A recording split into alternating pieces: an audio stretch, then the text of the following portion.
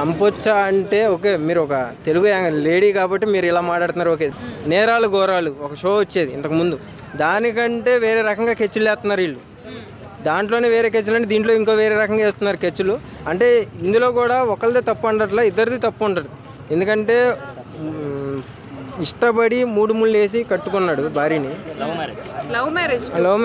Love marriage ఏదైనా తాళి కడతాడు కదా, తర్వాత తాళి వేస్తాడు మెల్లో, ఏకుండా తిరగదు కాదు. సో అంత ప్రేమించిన అమ్మాయిని ఈ రోజున ఇంత కఠినంగా ముక్కలు ముక్కలుగా నరికేసి చేసాడు అంటే దాని వెనక మళ్ళీ ఏదో గట్టి కారణం అయితే ఉంటుంది, లేకుండా ఉండదు. సో ఆ కారణం ఏంటన్నది మనకి ఇంకా తెలియదు కాబట్టి దాని గురించి ఇంకా కరెక్ట్గా మాట్లాడకూడదు. ఎవరిది తప్పు అని చంపొచ్చా అంటే ఓకే. మీరు ఒక తెలుగు లేడీ కాబట్టి మీరు ఇలా మాట్లాడుతున్నారు. ఓకే, నేను ఓకే దానికి ఏం అంటలా.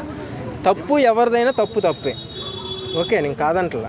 కానీ అక్కడ అంత అరే చెప్పి తినండి బ్రో, నేను చెప్పని. సో అక్కడ జరిగింది. సో ఈ రోజున ముక్కలు ముక్కలుగా నరికేసాడు కాబట్టి ఈ రోజున మనం మాట్లాడుకుంటున్నాం. అది ఏమి తెలియకుండా ఎక్కడికో తీసుకెళ్ళి తోస్తాడు, మనకు తెలిసిద్దా? తెలీదు. సో అక్కడ ఈ తప్పు ఏం జరిగింది అన్నది అసలు అది పాయింట్ తెలియట్లేదు కదా. తప్పు ఏది జరిగినా సరే కోర్టులో ఉన్నాయి, ఇలాగ మీరు చెప్పినట్టుగా అన్నీ ఉన్నాయి. కానీ అంతవరకు చెప్పడానికి వాడు మరి ఎందుకు చెప్పలేదో ఏంటో తెలియదు కదా. అమ్మాయి ఏ తప్పు చేసినా లేకపోతే వేరే ఎఫ్ఐఆర్ ఉన్నా ఇంకేదన్నా 5 నెలలు ప్రెగ్నెంట్ అయిన అమ్మాయిని ఆల్రెడీ నువ్వు ఒకసారి అబార్షన్ చేయించిన తర్వాత ఇంకోసారి ప్రెగ్నెంట్ అయితే 5 నెలలు ప్రెగ్నెంట్ ఉన్నామని ముక్కలు నరికి మొండె మేము ఇంట్లో దాచిపెట్టుకొని ఇట్లా చేయొచ్చా?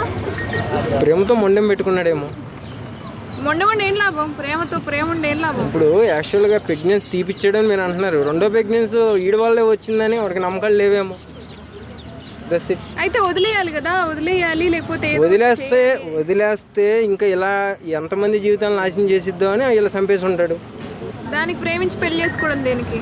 ఇప్పుడు ప్రేమించినప్పుడు మనతో మంచిగానే ఉంటారు కదా, ఆమె ఎలాంటిది ఏంటన్నది మనం గెస్ చేయలేము. ఎందుకంటే వెన్న పోసినట్టు ఉంటుంది లవ్లో ఉన్నప్పుడు. తర్వాత తెలిసిద్ది లోతు, అసలు అమ్మాయి ఎలాంటిది ఏం కథ అని. అబ్బాయిలు కూడా అంతే, అబ్బాయిలు కూడా ఎలా ఉంటారు ఏంటన్నది తర్వాత తెలిసిద్ది. ఒకసారి లోతులో పడితేనే తెలిసిద్ది ఏదైనా. సో అట్లాగా 100% దీన్ని. ఎందుకంటే మీరు ఏదన్నా అనుకోండి, ఇదైతే నేను కరెక్టే అనుకోండి. ఎందుకంటే కష్టం ఉంది అంటే అంతవరకు ఆలోచించలేదు ఆయన. నేను చంపేసిన వెళ్ళి లోపల కూర్చుంటా అన్న డేర్గా చంపేశాడు. రేపొద్దున ఇలా నాకు జరిగింది వేరే వాళ్ళకి జరగకూడదు, ఈవెన్ చచ్చిపోతేనే కరెక్ట్ అని చేశాడేమో. ఇలా కూడా ఎందుకు ఆలోచించకూడదు మీరు? ఇప్పుడు రీసెంట్గా ఇవాళ డేట్ వేసుకోండి, 23. ఇప్పుడు దగ్గరకు 10 జరిగినాయి. కరెక్ట్గా ఒక్కళ్ళు సిస్టానికి ఎవరైనా కరెక్ట్గా వర్క్ చేశారో చెప్పండి మీరు? ఎన్ని చూసాం మనం. ఇలాగే మీరు మైకులు పెట్టారు, ఎవరినైనా ఉరి తీసారా? ఎవరినైనా అకౌంట్ గన్నుతో కాల్చారా? చెప్పండి. కాల్చలేదు, ఉరి తీయలేదు కాబట్టి ఎవరినైనా చంపొచ్చు. మరి అదే జరగాలి. మళ్ళా ఏ చేసినోడు అలా వెళ్తున్నాడు, అలా వచ్చేస్తున్నాడు. ఇవాళ వెళ్తున్నాడు, రేపు పొద్దున కళ్ళ ముందు కనబడుతున్నాడు, బెయిల్ మీద వస్తున్నాడు బయటికి. అది వాళ్ళు తప్పు చేశారు, అలాంటి తప్పు వేరే జరగకూడదని వాడు చంపేశాడు. మరి ఇలాంటి వాళ్ళని ఎలా శిక్షించాలి అంటే అది కోర్టు చూసుకుంటుంది. కోర్టులో ఉన్నాయిగా, చంపేసిన ఏం చేయాలన్నది వాళ్ళు. లేదు బెయిల్ మీద బయటకు వస్తే ఇంకా మనం ఏం చేయలేము. బెయిల్ మీద బయటికి రాడు, ఒక వ్యక్తిని వస్తాడు, 100% వస్తాడు.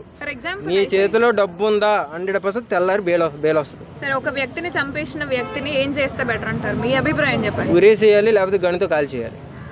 సో ఇప్పుడు అమ్మాయిని చంపేసిన వ్యక్తిని కూడా చంపేయాలి. ఒక పర్సన్ చంపేసినప్పుడు ఆ పర్సన్ కూడా చంపేయాలి. ఇది కరెక్ట్.